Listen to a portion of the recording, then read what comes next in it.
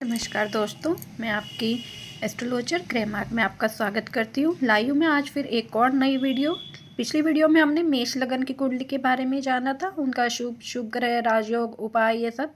आज हम वृषभ लगन की कुंडली के बारे में जानेंगे कि उनकी कुंडली में कौन से ग्रह शुभ होते हैं, कौन से अशुभ होते हैं, कौन से राजयोग बनते हैं, क्या उपाय करना चाहिए, या कौन से रत्न अगर वो पहनना चाहते हैं तो पहनने चाहिए, बीज मंत्र कौन से कर सकते हैं, उनके शुभ रंग, शुभ दिन, ये सब आज हम अपनी इस कुंडली में जानेंगे। ठीक है, तो शुरू करते हैं। तो वृषभ जो राशि होती है वो होती है दूसरी राशि। तो यानी वृषभ लगन हुआ, यानी ये लग्नेश हुआ, तो यहाँ पे कौन सी राशि होगी? दूसरी। और फिर एंटी क्लॉकवाइज सारी चलेगी, 3, 4, 5, 6, 7, 8, 9, 10, 11, 12, 1, ये राशि लिखी हुई है मैंने। ठीक है, तो दूसरी राशि हुई वृषभ राशि, जो हमारी लग्नेश हो गए, जिनके स्वामी है शुक्र।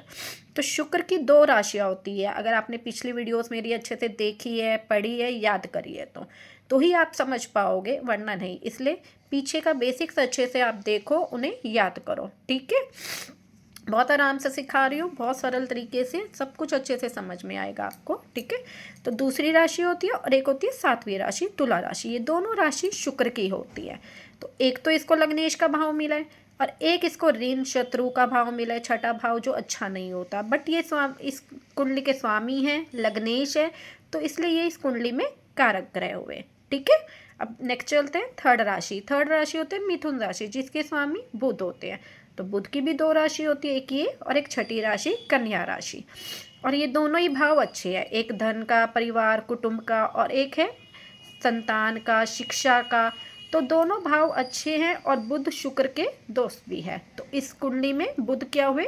कारक हुए। ठीक है, नेक्स्ट चलते हैं।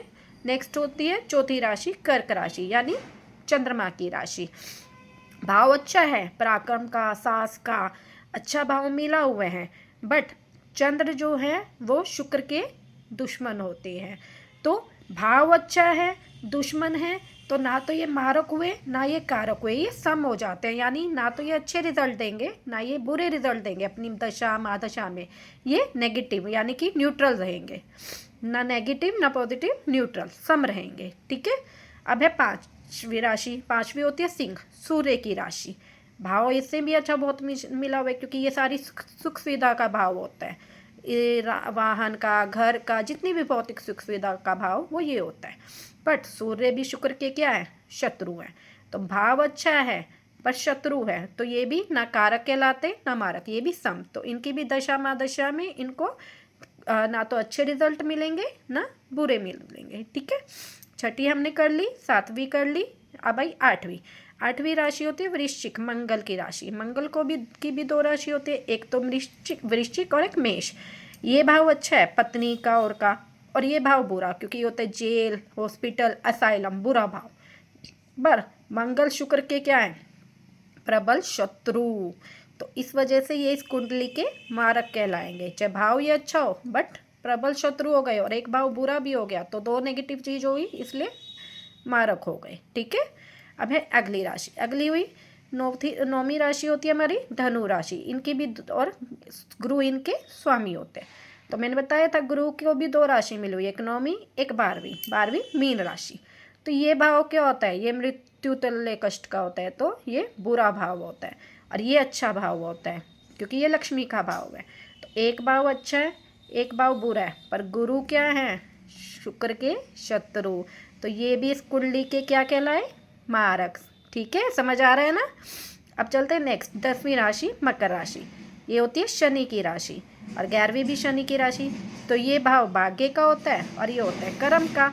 तो दोनों भाव क्या हैं? दोनों बहुत अच्छे भाव हैं, और शनि शुक्र के दोस्त भी हैं। तो इस कुंडली के कारक ग्रह क्या हुए? शनि हुए। ठीक है, तो कारक कौन कौन से हुए? शुक्र, बुध, शनि। चंद्र और सूर्य क्या हुए? सम। और मंगल और गुरु हुए मारक। तो पता चला शुभ ग्रह कौन से और अशुभ ग्रह कौन से इस कुंडली के। ठीक है, अब हम करते हैं राजयोग की। इस कुंडली में कौन कौन से राजयोग बनते हैं।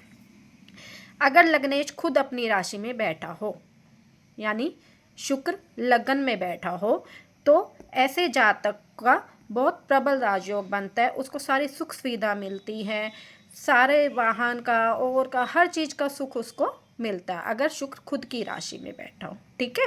दूसरा राजयोग होता है कि अगर मंगल अपनी राशि में बैठा हो, मंगल इसका शत्रु जरूर है, अगर वो अपनी राशि में बैठ गया तो विवाह के बाद उसका भाग्य उदय होगा और उसको सब कुछ मिलेगा, सारा जो भी वो सुख सुविधा और सब चाहता है वो सब उसको मिलेगा। ठीक है। एक और राजयोग देखते हैं 11वीं राशि शनि की। अगर शनि यहाँ बैठा है तो वो अपने काम में और में बहुत उन्नति करेगा, मतलब कि बिजनेस करेगा। अच्छा, ठीक है, बिजनेस करेगा, व्यवसाय करेगा, उसमें बहुत तरक्की पाएगा, खूब तरक्की पाएगा अगर शनि उनके अपनी राशि में, इस राशि में बैठे हो।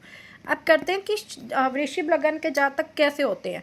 वृश्चिक लगन के जातक बहुत आकर्षक होते हैं, उनके अंदर सुख सुविधा, भौतिक सुविधा पाने की बहुत लालसा होती है उनका, वो ये चीज़ें बहुत आकर्षित करती है। लाइक अच्छा पहनना, अच्छी गाड़ी में घूमना, अच्छा घर होना, मतलब कि बन ठन के रहना, और इन चीज़ों की तरफ उनका ध्यान बहुत जाता है। और अपोजिट लोगों की तरफ भी अट्रैक्शन उनका ज़्यादा रहता है।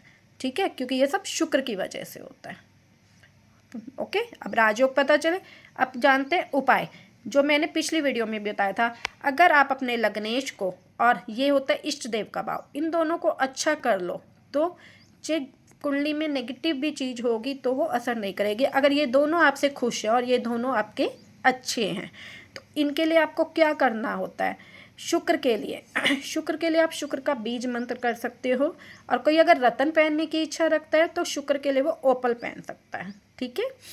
बुध के लिए आपको बुध का बीज मंत्र कर सकते हो, नहीं तो बुधवार को तुलसा में पानी दो, और गणेश जी को हरी ध्रुवा या मूंग चढ़ा सकते हो बुधवार के दिन, और नहीं तो आप पन्ना पहन सकते हो। ठीक है।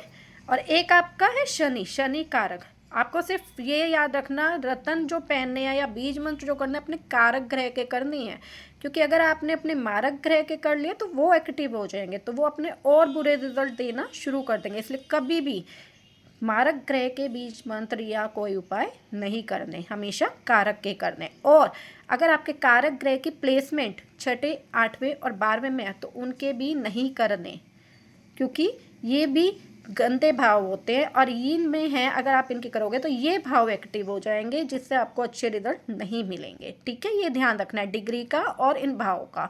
आगे आगे करेंगे आपको और समझ में आ जाएगा। ठीक है। तो शुक्र के लिए क्या करना है मैंने बता दिया, बुध के लिए क्या करना है बताया, शनि के लिए आपको क्या करना है। सबसे अच्छा उपाय है कि आप हनुमान चालीसा पढ़ो। हनुमान चालीसा से हनुमान जी भी प्रसन्न होते हैं और शनि देव तो बहुत खुश होते हैं। आप शनिवार के दिन हनुमान चालीसा करो, काले वस्त्रों का दान कर सकते हो, काली चीज़ों का दान कर सकते हो, ये भी अच्छा होता है। नहीं तो आप ये शुक्र बुध और शनि के बीज मंत्र कर सकते हो। ठीक है। इन बीज मंत्र को जिसको करना हो, जानना हो, वो मुझे कमेंट सेक्शन में कमेंट कीजिएगा, मैं उनको रिटर्न में दूंगी, क्योंकि बोलने से समझ नहीं आएगा, मैं उनको रिटर्न में आपको दे दूंगी बीज मंत्र। अब है कि वृषभ लगन के जातक के शुभ दिन कौन से होते हैं। शुभ दिन, बुधवार अच्छा दिन होता है सबसे पहले, फिर शुक्रवार हो गया अच्छा दिन, और शनिवार हो गया। ठीक है। और शुभ रंग कौन से हुए फिर, बुधवार का हरा, शुक्रवार का नीला और शनिवार का काला।